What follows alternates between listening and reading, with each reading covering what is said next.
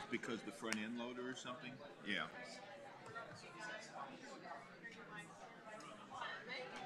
Here we go.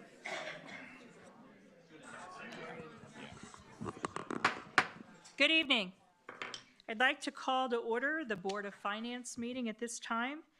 Could I have a motion for the Board of Finance meeting to be called to order? I'll make a motion. And a second? Second. Any discussion? All right, we are ready for a vote then. All those in favor? Aye. Aye. Anybody opposed? Okay, Board of Finance is now called to order. I'd like to recommend the board approve the agenda for the Board of Finance meeting 25-102. Do we have a motion for that? I'll make a motion to approve the agenda, please. Do we have a second? I'll make a second. Any discussion? All right, signify approving with aye. Aye. Anyone opposed? All right, motion passes. It's now time to elect the officers for the Board of Finance 25-103. The first order of business is the election of our officers. The officers are the president and the secretary. In the past, the current board president and secretary are elected as president and secretary of the Board of Finance, but of course, it's the board's desire to see how they want to have those filled. So at this time, I'd like to ask for nominations for the president of the Board of Finance. I make a motion that John Wallace be the president of the Board of Finance. Okay, do we have a second for that? I'll second. Any other nominations for the president of the Board of Finance? Okay, then we will take a vote. All those in favor for Mr. Wallace signify with an aye. Aye. Anybody opposed? All right. Congratulations to Mr. Wallace, who's not here. That's what happens. Okay. That's what you get. That's what you get when you're We now are seeking a secretary for the Board of Finance. Do we have nominations? I'd like to make a nomination of Dustin Bentz as secretary for the Board of Finance. Okay, do we have a second? I'll second. Any other nominations? Okay. Those in favor of electing Dustin Bentz, the secretary for the Board of Finance, signify with an aye. Aye. Anybody opposed? All right, motion carries. Congratulations, Mr. Bentz. Okay. We are now ready for the report to the Madison Consolidated School Boards 25-104. We're going to ask Danica Howes, our Chief Financial Officer, to do that. It's our annual update. Danica, would you please update the board? Yes. So now that you've elected the officers for the Board of Finance, we're going to review a few items. So the first item that we have to review is the investment policy. So we've included that policy in your board packet for you to review. Same policy that we had last year. And then the second item is to report and review on our investments for the year. So we have interest-bearing checking accounts, money markets, CDs, and U.S. Treasuries currently. So I am happy to report that in 2024, we earned $864,952. And Great. all of our checking accounts, our money market, and our CDs. So all of that's due to when we started doing investments in May of 2023. So that was about $182,000 more than the interest we received in 2023, since we had a whole year of investments versus last year it was May to December. So that's great. So we know interest rates could drop, but we're taking advantage of it while we can. So the third item we have to report on is the annual report assessing the financial condition, and this report is posted by the Distressed Unit Appeal Board, or we call it DUAB. And again, just a reminder, this information is stale because it's just through 2023. So also we attached that in your packet for you to review, and I just wanted to remind you too that on all of the charts that you see, it includes all of our funds. So if you visit the website, you can view, just the Ed and Ops fund if you wanted to, so the chart wouldn't be as overwhelming as it looks now. It's kind of harder to look at with everything. So I'll briefly go over each indicator with you. So the first thing is our ADM, so our student count, our daily average membership. So we did experience a decline in 2023. Now the chart doesn't show this yet, but in 24-25 we did increase.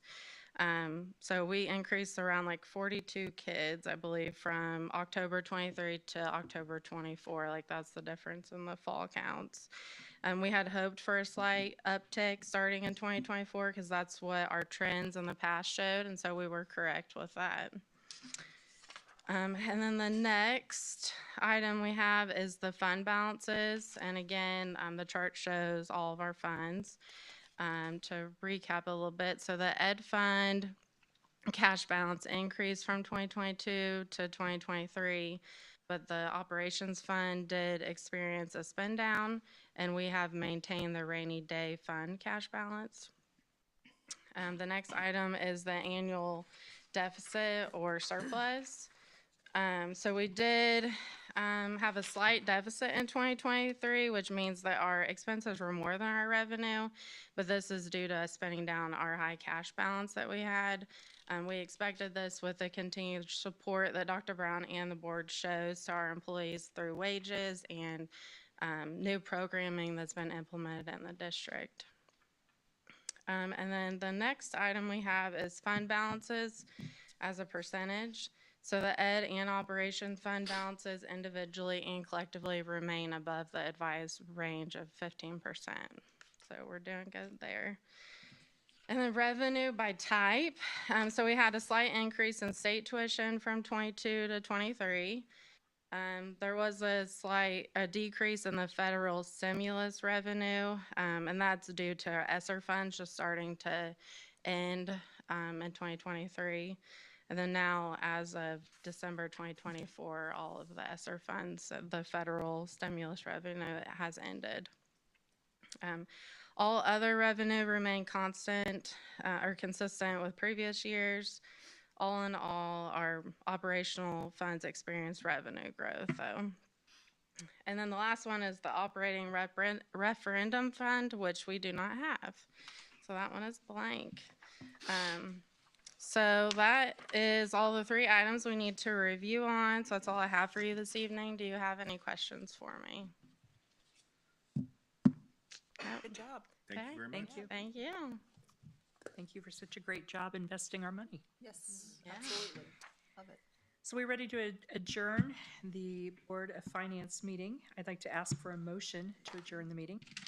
I'll make a motion to adjourn the Board of Finance meeting. Do we have a second? I will second. All those in favor signify with an aye. Aye. Anybody opposed? Motion carries. Finance meeting has been adjourned. And in 3 minutes, we'll call to order our next meeting. Stay on task.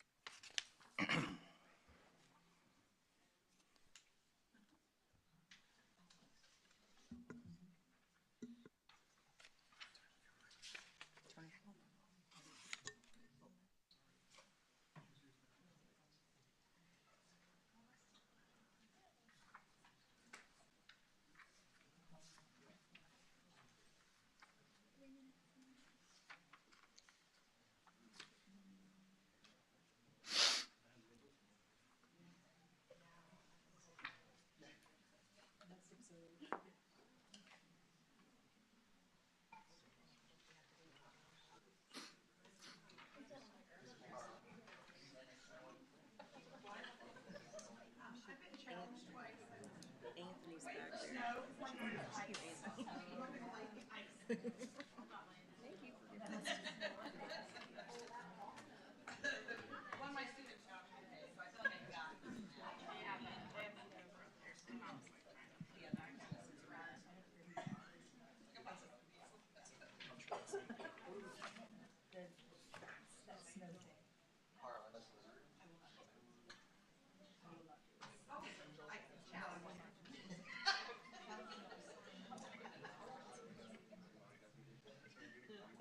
I don't do pies in the face.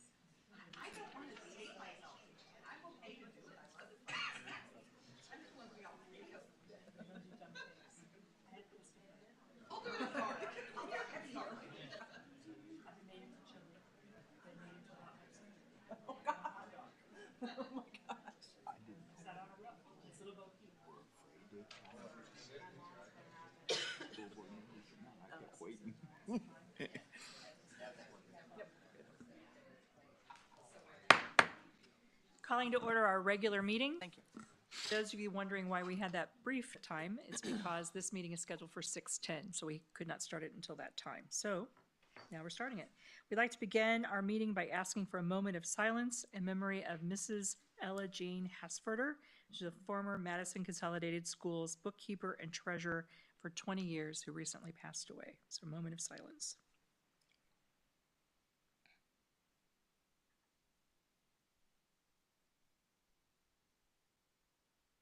Thank you. I would ask that you stand now for the Pledge of Allegiance. I pledge allegiance to the flag of the United States of America and to the republic for which it stands, one nation, under God, indivisible, with liberty and justice for all. We're very excited tonight because we get to begin our meeting by recognizing some students who had great success in our fall athletics. So at this time, we'd like to call forward Patrick Morrison, our athletic director. Dr. Brown, School Board, thank you for allowing us to have this opportunity to recognize some of our fall student athletes this evening. And what a fall it was. Overall, it was our most successful fall athletic season from a department-wide since 1998. We saw almost every one of our fall athletic teams compete for a sectional championship, with 3 of those teams coming away with the sectional championship. This ties the 1998 fall season most sectional titles in a fall season in school history. Congratulations to our girls golf team, girls soccer team, and boys cross country team on their sectional titles this fall. However, tonight, we are here to recognize our fall athletes who received state recognition in their play and, more importantly, for their academic performance. At this time, I'd like to call Jake Shockley up to recognize our girls golf team.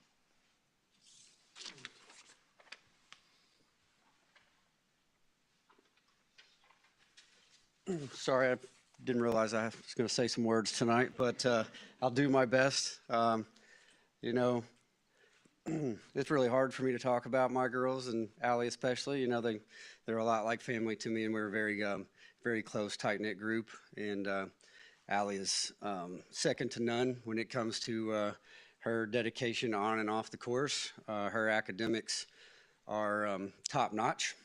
Not to discount anybody else's achievements in this room whatsoever, but a girls golf or boys golf all-state academic recognition is an elite group.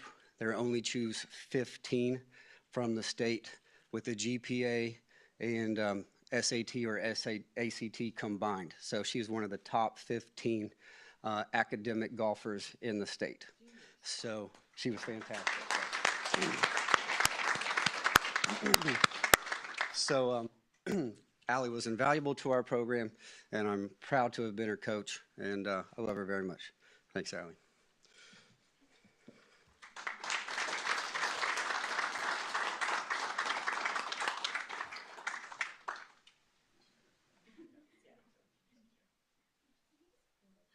Patrick, if you'll ask everyone to stay, we want to get a group picture of all the students. Okay. When they get done. Allie, stay up. So they'll take a picture for each group, and then if all the athletes please hang out afterwards, we'll do one big group shot at the end. So.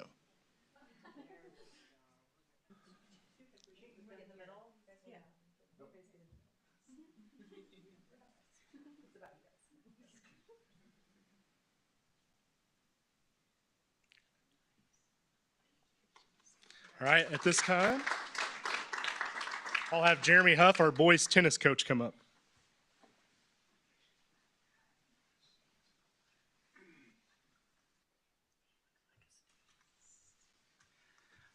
Before I recognize my team, I just want to first thank Dr. Brown, the school board, Patrick, Jay Roney for their cooperation and just honestly the fantastic tennis course that we recently just got. So I truly, bottom of my heart, truly appreciate the funds and appreciation the tennis community, our family has really seen.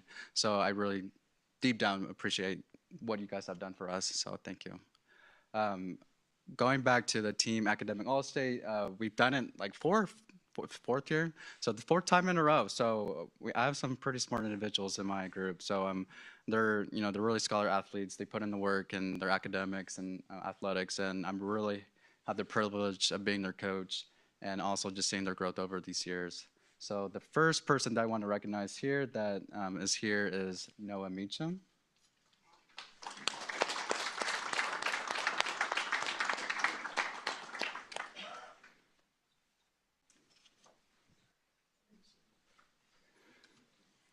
Second is Aiden Leiter.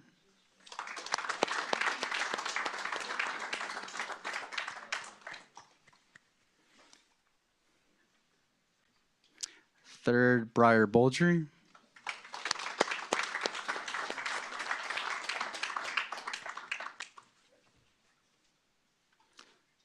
Fourth, Brock Brandon.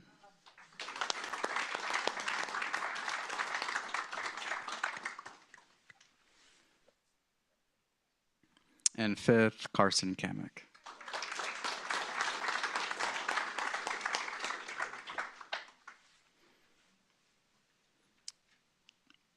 And there were 8 total, but I'll go ahead and recognize the 3.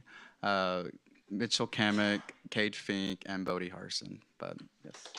But thank you guys, everyone.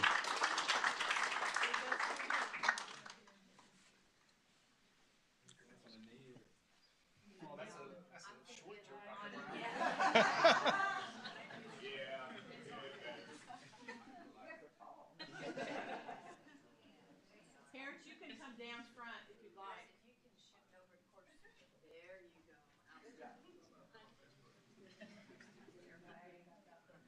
Correction. Stay there too.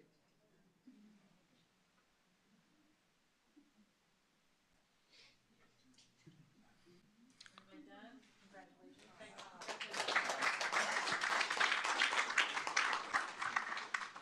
At this time, I'd like to have Coach Marcus Hale please come up and we'll recognize our girls soccer members.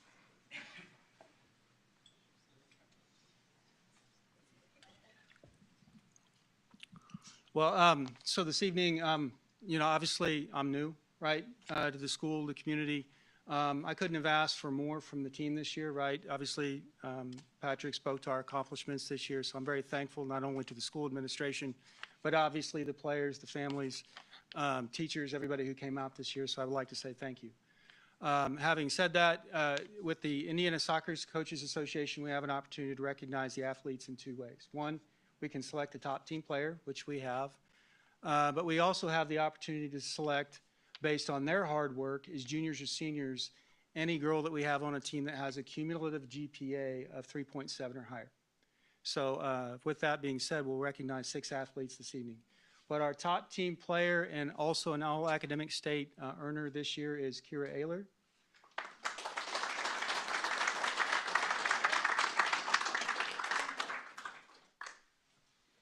We'd also like to recognize Bridget Bowles.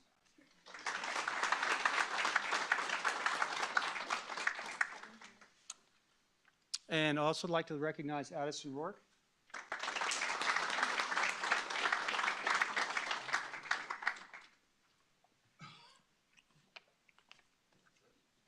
I would also like to recognize Kylie Montgomery.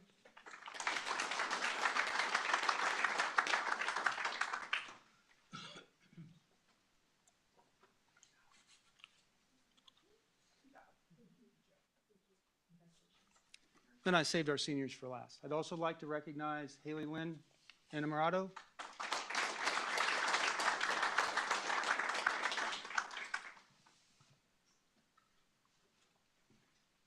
And Autumn Ross.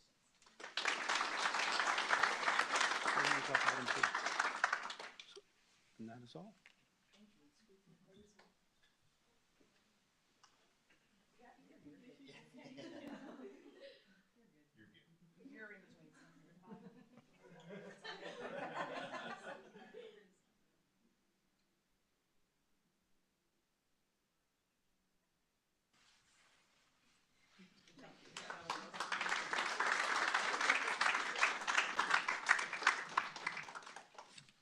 At this time, I'd like to have Coach Kyle Bucalo come up and we'll do our boys soccer members.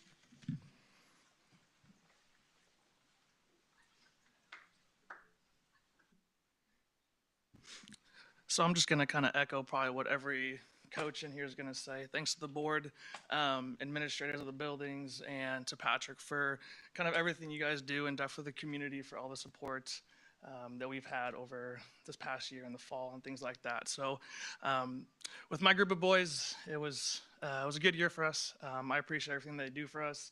I thank their parents a lot just because they're not who they are without them. So the parents of my boys that are here, I appreciate you guys for everything that you do, getting them up at 6 a.m. when we have practices and things like that. They're a testament to who you are and what you've instilled in them. So I appreciate everything that you guys do for them. So we have 5 boys that have earned the honors of Academic All-State this year. One can't be with us tonight, and that is John Wilson.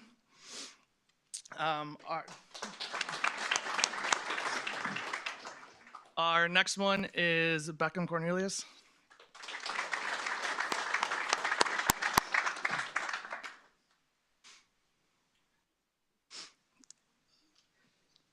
Our next one is Evan Kamick.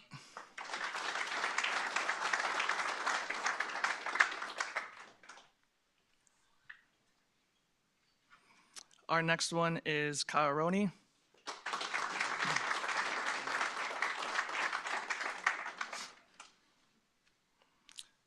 And finally is Graham Klein.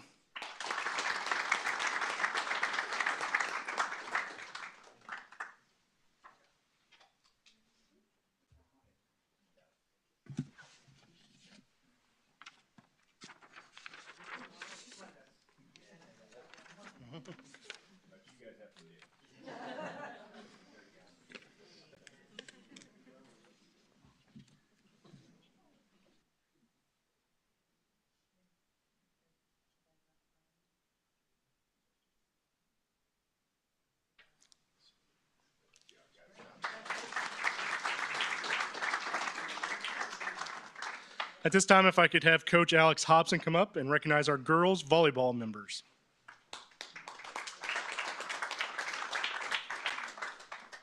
Good evening. In 2024, the Indiana High School Volleyball Coaches Association honored 785 student athletes, that are seniors only, who earned the prestigious honor of Academic All-State, as well as 58 students earning Support Staff Academic All-State. Madison was one of 244 schools nominating their seniors for this honor. Tonight, I'd like to recognize both of our seniors for putting in the work not only on the court, but in the classroom. First off, we have Destiny Nicholson, who played 4 years and received Academic All-State honors.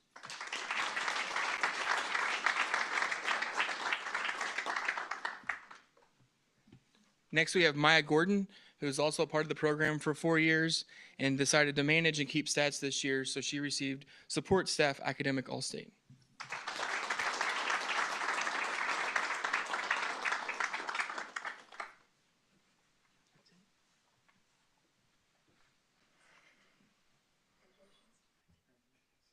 You have to do a snow angel.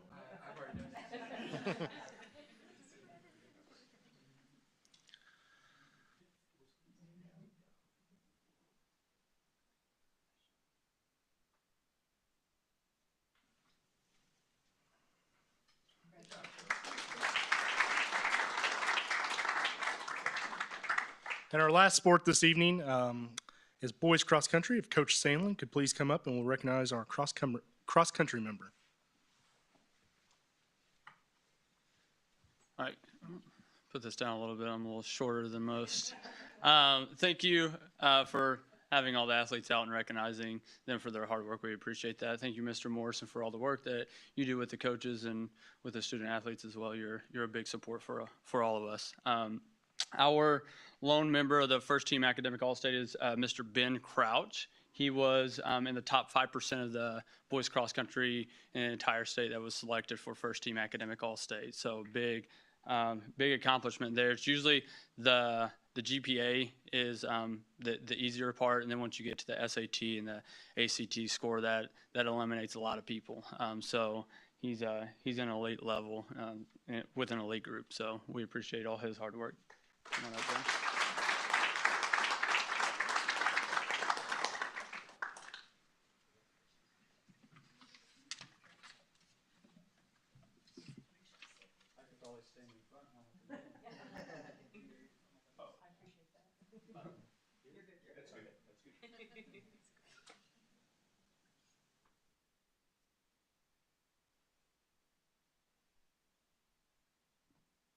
All right, if we could have all of our student athletes please come back up and we'll take one big group picture.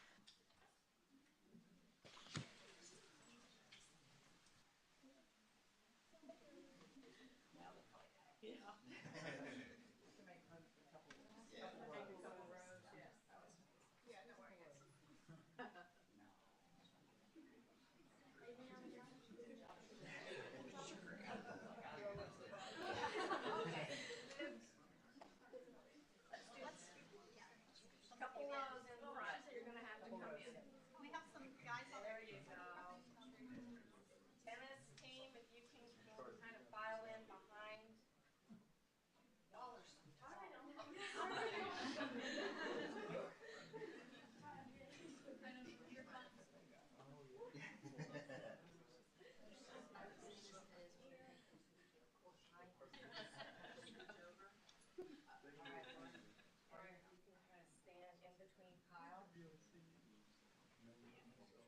No, if you can come down. Carson, there you go. Patrick, get your picture, man. That's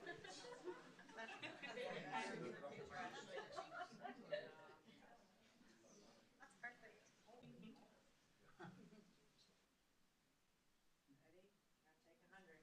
Now take 100. Stay there for moms, guys.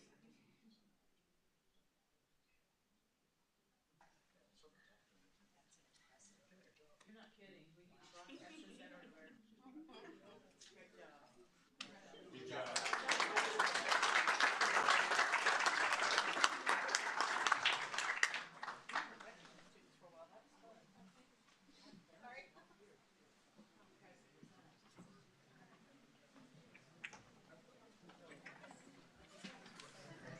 And there they all go. There they go. They have to study.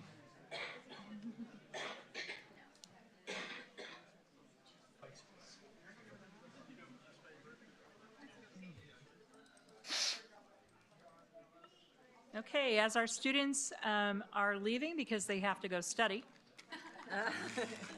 Exactly. I would like to welcome to the podium Mr. Trent Whaley, our principal of Lydia Middleton Elementary School. He's here for his presentation to share updates on Lydia. So welcome, Trent. Let's let them get settled.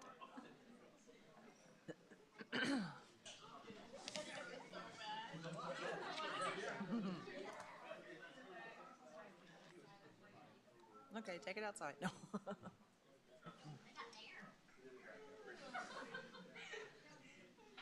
Okay.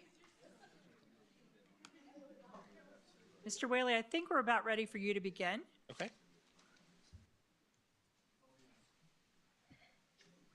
All righty. Well, I want to thank the board and administration for having us here tonight.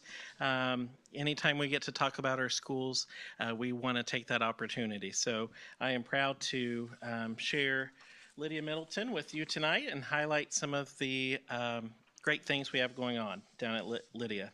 One of the things I wanted to bring to our attention is the vision of the school district and what we did as we approached this school year and planned our goals and how we wanted to reach our full potential. We looked at that vision and we plugged in with all of our goals, how they align to the vision and mission of the district. So our goals are very focused on being student-centered, achievement-focused, and valuing our students and staff. So I want to share a little bit about our story and the highlights of our school. We could be here for 3 hours if I really wanted to share with you everything that we're so proud of at Lydia Middleton. But I wanted to share the highlights and how that ties into what we're trying to accomplish as a school system. So being focused on our students and being student-centered, one of the things we're very proud about is our core value program, where we focus on a life skill each month, and then we do lessons with our counseling team, with our students, and every day we have announcements that highlight those core values, and we're wanting to instill those within our students. And so each month we pick, our staff picks students that really epitomize that core value for the month, and we celebrate those monthly. We also do the same with STAR students weekly. We want to celebrate our students that are being safe, responsible, and respectful, and we highlight those students every week, and our staff helps select those students. As you are aware, all of our elementaries have a house program, and we're no different. So we have house celebrations every quarter where we recognize the students, the houses that have the best behavior for that term. In December, we had Silly Safaris in our yellow house, Pixis. And if you know Lydia Middleton, we're star themed, so all of our houses have a constellation theme. And so they were able to participate in that program and really come together and celebrate our positive behavior that we have going on. I also wanted to say one of the things that we have focused on this year with TBRI is our nurture groups. And within our house, we've formed smaller families to make that house of 80 students smaller and more intimate for that group. And we're going to see great things with how we can implement nurture groups within our house systems and build that community within the house system. We're also proud of our robotics team. They have in a few weeks, actually next week, I think, they're teaming up with the junior high to do a kind of mock competition down at our school.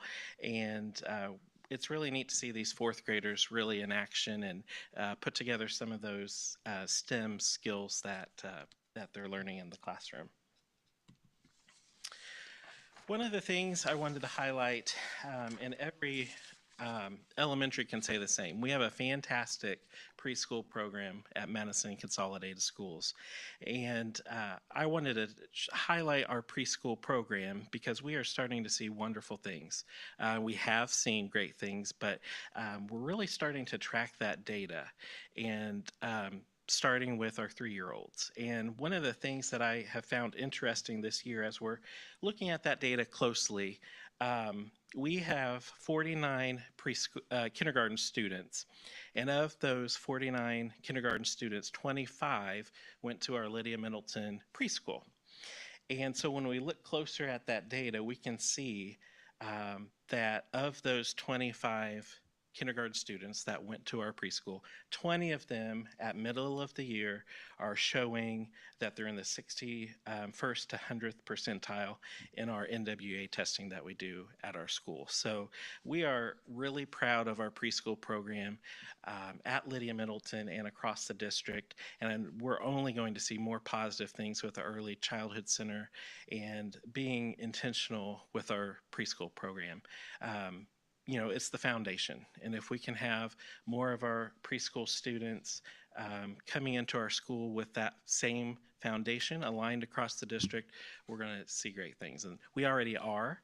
And it's just exciting to continue that within Madison Consolidated Schools. And if you haven't followed our preschool Facebook page, you need to do that because there are so many heartwarming pictures on that page posted daily, so check that out.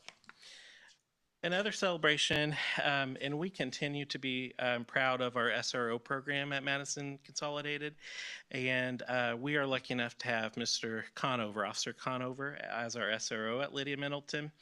And if you know Travis, he's got that kind of tough exterior, but I tell you what, seeing him with those kids, he melts like butter. They really take a liking to Officer Conover, and I would almost say that they like Officer Conover better than me because he's in the cafeteria, he's at recess, he's this year we've really worked hard at having small groups with him, and he's mentoring students, and it's really been a neat thing to see, especially in year 2 of our SRO program. It's really taking off. And, this picture on the slides, you can see those boys, we had a theme day, and all of those boys in preschool decided we wanted to be like Officer Conover. So we wanted to make sure we captured that moment. And we're thankful to the school board for allowing us to have SROs in all of our buildings, and we're blessed. Another celebration, and our literacy coach will be speaking in a few moments with you all to share some of our highlights and really zeroing in on the goals that we have and how we're trying to accomplish those goals.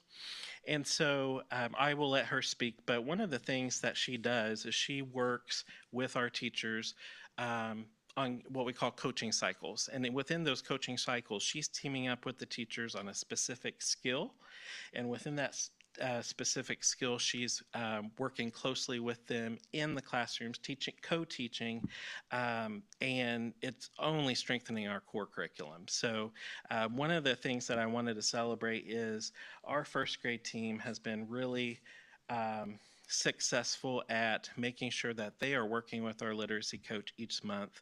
And I have all of my first grade teachers can say that they've had coaching cycles every month of this school year with our literacy coach. So we are really working hard on that building that primary foundation, which we will continue to build upon as they move through the grades at Lydia Milton. One of our goals this year, working with some of the feedback and survey data from the communications coordinator, we wanted to focus on our communication, internal and external. So we've been working hard to improve that at Lydia Middleton and make sure that within our building, our staff is plugged into each other and we're communicating well, and that we're also doing the same with the community. One of the things that we did at the beginning of the year, and it was the first 2 months of school, and I heard some grumblings because teachers were like, "Oh my gosh, we've got a lot on our plates and things going on, and Mr. Whaley's telling us to do this." But what we found out was I challenged the staff to reach out early on in the year to families, and I challenged them to reach out to minimum 10 families in their classrooms and just share positive information. What's positive going on, and so we kept track of the feedback and the data there, and we had at least 178 positive interactions in those 2 months with families. And so when you think that Lydia Middleton, we have 315 approximately students, we're in the first 2 months, we were positively engaged with that amount of families. So we saw some great results, and it built those foundations and those relationships with families early on. And everyone likes to hear how their kiddo's doing in school. So just reaching out and having that positive contact was a great thing. We're going to dive deeper into this in a few moments, but with our vision being achievement focused, we really started to look at our data, and we own our data. There are things that we're proud about and things that we are going to continue to work on. So I want to share with you our ELA and math scores from last year. But on the next slide, we're going to compare that with the state. And I really want you to see and put that in perspective with how we're doing with the state. So when you compare us throughout the state of Indiana with our iRead scores, we are very proud of our last year's performance. We were in the top 13% of the schools in Indiana. We were at a 93% pass rate. So we were very proud of our scores, but we have things that we're working on and zeroing in on with our goals and our alignment with curriculum and with our literacy coach going into classrooms, and we're really drilling down on some things. iLearn ELA, we're in the top 43% of the schools. iLearn Math, we're in the top 23% of schools in Indiana. And if you combine ELA and math, we're in the top 30. So one of the things I wanted to point out there is we have room to grow, but if you see all of those indicators, you see top, top, top, top. So that's one thing that I really am proud about, that when you compare us with Indiana schools, we're listed in the top. Do we have things to work on? Of course we do. And that's why we have our goals this year. Going into our iRead scores, I did want to point out, and I know Danielle will point this out here in a few moments, but our 22-23 iRead scores, we were at 91.3%. Last year, we had the goal with our Indiana literacy cadre of 93%, and by golly, we did it. So we did meet with our third graders in 23-24. We had 93% pass. Our goal, obviously, would be 100. We'd love to have that, and that's what we're working on and aligning our goals.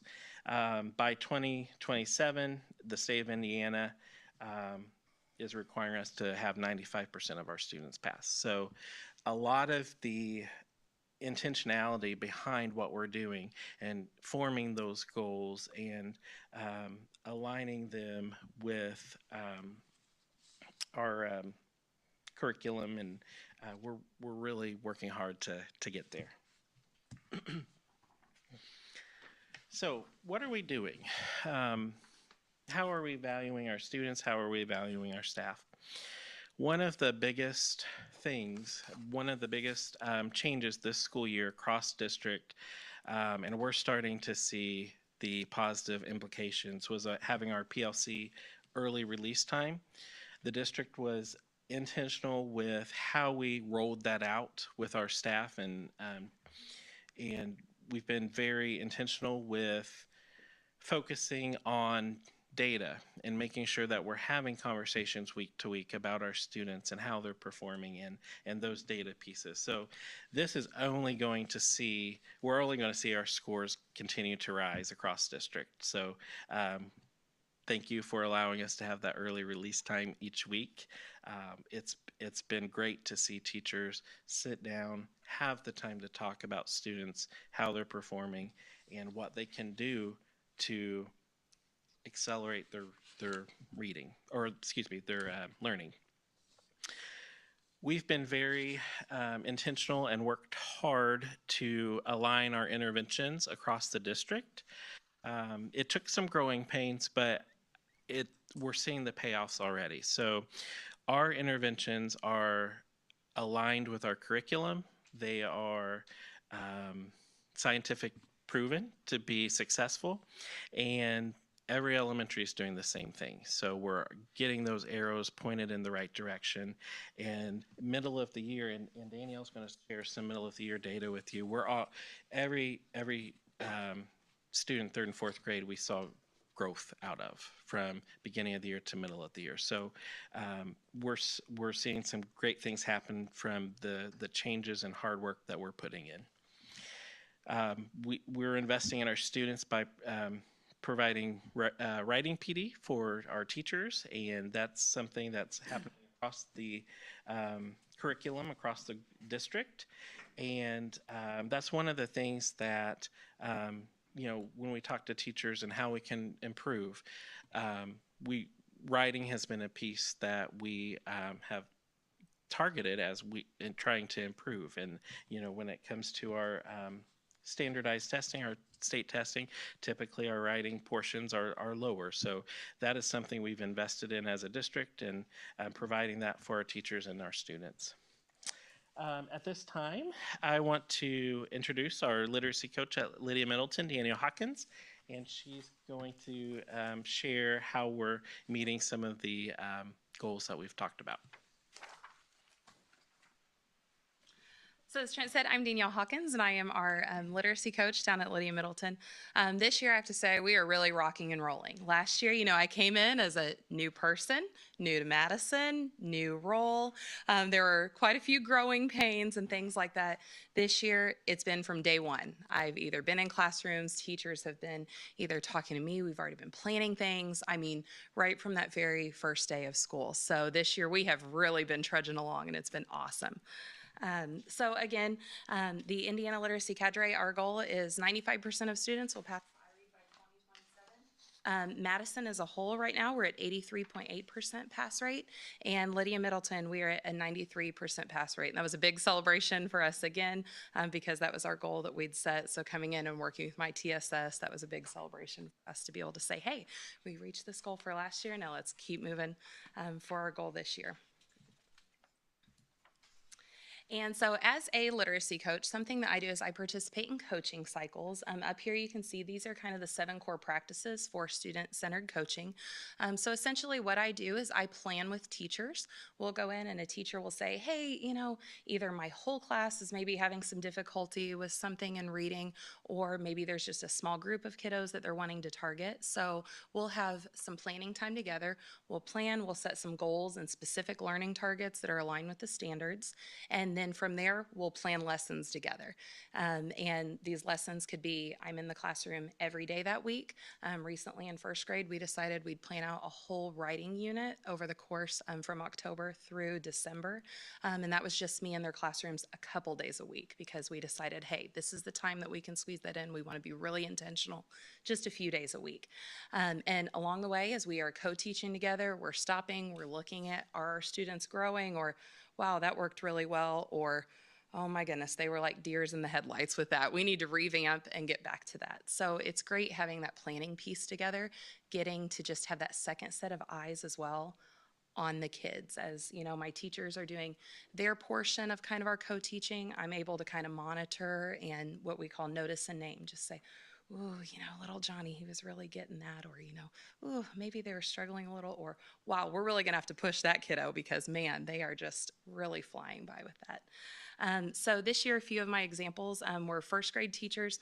My first grade team, can't brag on them enough. They're a fantastic group of ladies. We recently did a pie coaching cycle. So persuade, inform, and entertain. And yes, we did bring in pie for the kiddos as well as a little treat for them. With this, when we gave our pre-assessment, 100% of the students in all 3 classrooms scored below 80% on the pre-assessment and their understanding of these concepts. So the pre-assessments, that lets us know, okay, we're on the right track, because sometimes as teachers, during coaching cycles, we've thought, hey, this is what those kiddos really need, and we'll give them a pre-assessment. We'll go, well, they did okay on that. So we'll kind of revamp and really target what the kiddos actually are missing. And by the end of that, 77% were either at 80% or above. And so that was really impressive there. And then we're able to also, with that, we weren't quite at 100% of our students scored that. So the teachers and I, we've already replanned together again. And it seemed like for some reason that inform was something they still were struggling with. So my first grade teachers and I, from this coaching cycle, already have a plan to start another one this next month to really get those kiddos who missed the informational writing part of this. And in second grade, a really powerful one was our decoding small group cycle. We used our Dibbles data at the beginning of the year to really target just a small group of kiddos that we were like, man, they're just really not growing where they need to be. And so we began with used our Dibbles data for our pre-assessment. We progress monitored all along. We actually brought in some multisensory things where the kids were using their hands, touching, seeing, saying, and 4 out of 5 of our students grew in that as well. And then with that one kiddo who didn't quite get that, we were able to remake that plan. And sometimes the plan might not necessarily include me in that coaching cycle. It'll be me helping the teacher make that plan, and they'll say, okay, yep, definitely putting that kid in my intervention group, or, you know, during that U-Fly lesson, I'm gonna just give them that little extra attention that they need. And so this year especially, all K through 3 teachers have participated in a coaching cycle, or they've utilized me as a data thought partner, and that's awesome. So I've had a lot of teachers who've just said, hey, you know, I'm not ready for a coaching cycle yet. I don't really, you know, need the co-teaching, but I really just want to look at my data. How should I formulate my groups here? And so we've had a lot of intentionality with this data with my teachers. Super proud of them. I can't brag on these teachers enough for really digging into this data to look at, okay, I think my kids might be here, but let's look at where this data is showing they are, so we know we're not missing anything with our students.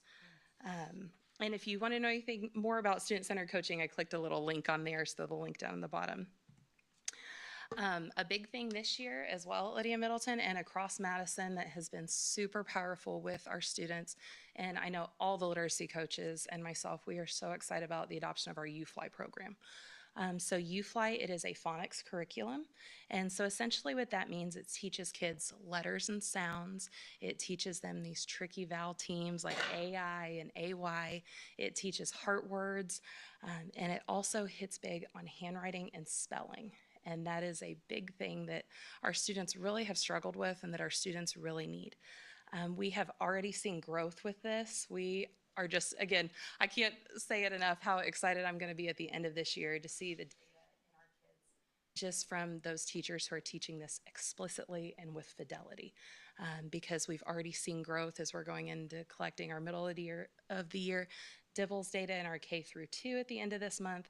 I really think that we're going to see a huge jump and a huge improvement from all of these great things that we're doing with the science of reading, with coaching cycles, but also with this program here. And so just to give you a little snippet of the program too, if you walk into any classroom at Lydia Middleton, the kids, if they're doing UFly and you say, what are we doing right now? They're gonna go, oh, UFly. So just so you can get it from a kid's perspective to explain kind of what UFly is, we have a couple videos here of some of our kiddos. So this is our first grader number 1 to explain UFly.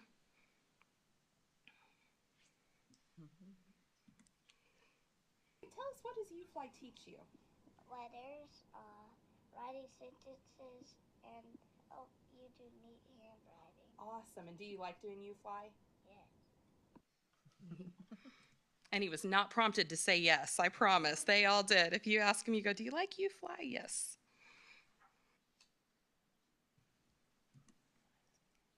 What do you learn during UFly?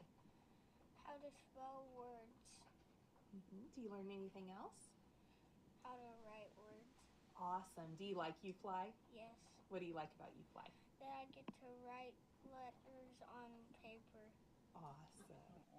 Gets to write them on the paper. So part of the UFly program that allows teachers to automatically have good data with it. So the teachers will teach 2 lessons a week with this. The lessons are broken up into day 1, day 2, and then on Friday it automatically comes with the progress monitoring, so the teachers can see immediately where they're at. And this has helped a lot of our teachers with that skill-based grouping. So rather than doing the leveled reading books, they're actually able to see, okay, no, that kid really can't spell those words, or that kiddo really, they're just memorizing those words. They're not really doing the decoding on that. So that's what, when he said, I like writing on the paper. Can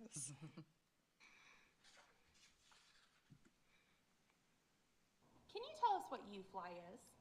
It's a phonics slideshow thing where you learn how to spell stuff and you learn vowel teams and what vowel teams say, and you learn words that have those vowel teams in them. Good job. And believe it or not, she actually, before she said stuff, when I said, hey, can you tell me what it is? She actually said, it's a full phonics program and we do all of this. So, I mean, our kids really are understanding and knowing what this program is. So tell us some things that you learn in UFly. You learn how to write words that you never knew before, and there's blending drill, visual drill, and phonemic awareness. And so this program really, and again, I'm thankful that all of our elementaries are utilizing this as well. It's our the UFly program, and it does letters and sounds, and it's just altogether going to really help our reading scores. And especially once these kiddos get to 3rd grade, this is really going to help them with that decoding piece. So then the teachers are going to really be able to focus on that comprehension piece, because, science says you can't comprehend what you can't read. And so thankfully all of these things are helping get the kids to where they can read, so then those comprehension skills can move through. And this shows just some of our data here in our K through 2 NWEA. You can just see the growth there. So every student did grow in this as well. Between our fall and our winter, we went from the 58th percentile to the 67th or 62nd in our achievement on this. So all of these great things that we have going in our NWA reading, we are really growing with that. And then our DIBELS as well, every kid, we only have our 3rd and 4th grade data growing right now. At the end of this month, I'm going to be excited when we do our K through 2. So every student has grown in this. Our third grade teachers are also using this.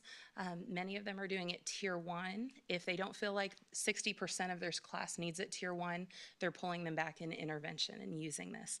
And this is one of our intervention programs as well.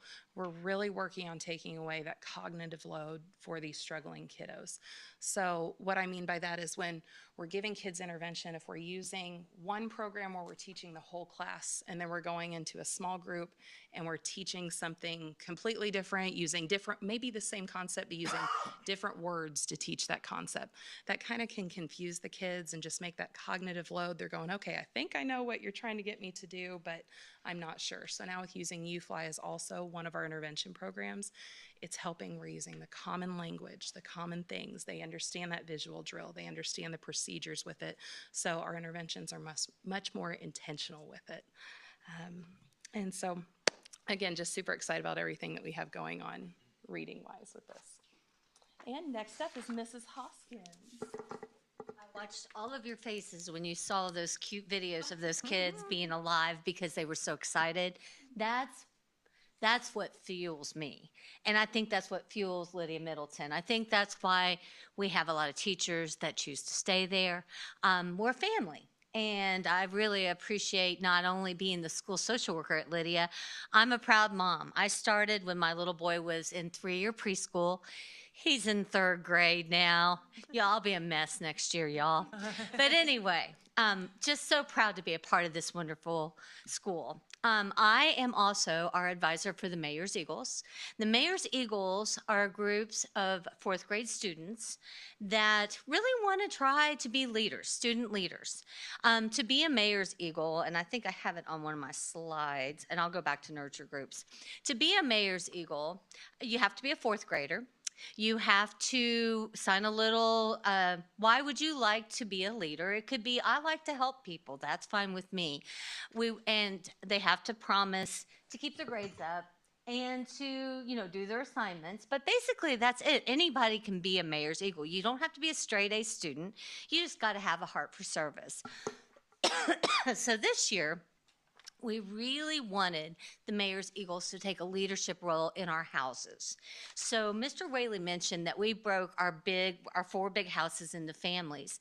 Our Mayor's Eagles are kind of the guardian leader of each of those families. So when we do an activity like we did, we've been talking about the TBRI principles in our house meetings, being respectful and sticking together and just the core concepts that we want across our school. Our Mayor's Eagles have had the younger kids within their families that they've helped shepherd along that way. So we're really enjoying them having that opportunity to be a leader. So that's been real nice. Going back, the Mayor's Eagles this year have done several things other than that as well. There are 24 kiddos at Lydia Middleton that are currently Mayor's Eagles. We do spend some time with Mayor Bob Courtney. Mayor Courtney usually comes and does a breakfast with them to talk about the role of city government, the roles of things that they can do within our community to help our community be successful, which the kids really love that. We also, this year, they take a big part in our Red Ribbon Week, showing good habits, teaching people to make good choices, trying to be good role models. They also did the food drive this year. They will help with our Kindness Week this year as well. And we do a city government day with the Mayor's Eagles. So that's really a nice thing. They're just kind of our people that they'll meet you at the door. Like if we have our centennial celebration, the Mayor's Eagles were the ones that were welcoming the dignitaries and everybody that came. So I enjoy being a part of the Mayor's Eagles. I'm also very proud to be the school social worker. So part of my role is I do the general character education, which are the core social emotional learning values that kids need to learn. They need to learn things about what is bullying, how do we prevent bullying, what do you do? We talk about child safety, but then we also talk about things like how do you manage yourself in a classroom? I mean, are you allowed to lay in the middle of the carpet with your body on top of your best friend? Body management, self-regulation, things like that. So we do that generally across all the grades, including preschool. I'm in preschool now too. And then we have started a bigger nurture group / social skills groups at Lydia this year. The nurture groups are from the TBRI principal nurture groups that have a certain outline basically where you talk about certain topics. But we've also done things like regulation groups. We've done be a buddy group. We had a couple of kindergartners that really were having issues just even knowing how to talk to each other. So we've done a couple of smaller groups. So the groups have been anywhere from the size of 8 to the size of 3. So we've really enjoyed that. This year, before we did the groups, we sent permission slips home explaining all that to our families. And we got like 168 permission slips back. We sent those home. And then we've had people call in and say, well, hey, I want my kid in a nurture group, or I want my kid in a group. So that has been real good, and that has given us an opportunity to connect with families. So that's been a really good thing. Officer Conover does a group with some of our 4th grade boys right now. I asked him today, I said, how's that going, Travis? He goes, well, we're working on respect. And I said, yeah.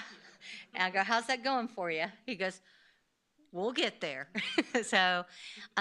So that has been a really nice thing. In addition to just the Tier 1 character ed, we're doing Tier 1 groups, but then we're also bringing in some of the kids that need the Tier 2 interventions, the kids that need more intense and thoughtful interventions, and we're including them too. We're allowing our kids that are exceeding in social emotional concepts, that really have great empathy and are good friends, they're being mentors to kids within the group that aren't. So we really are enjoying that opportunity. So to kind of just wrap it up, as far as with Lydia Middleton, it is a pleasure to get to see those kids each and every day and to be their school social worker. And I'm very, very proud of where we're going. I'm proud that we're all starting to kind of use the same language. Like Danielle was talking about, if you teach a concept, like if I teach somebody about empathy in a class, right? But I see them out on the playground not being so nice to somebody else, I'm going to circle back around and do something else to try to help them understand the concept. And we just got to keep that. So thank you all so much for your time. Thank you.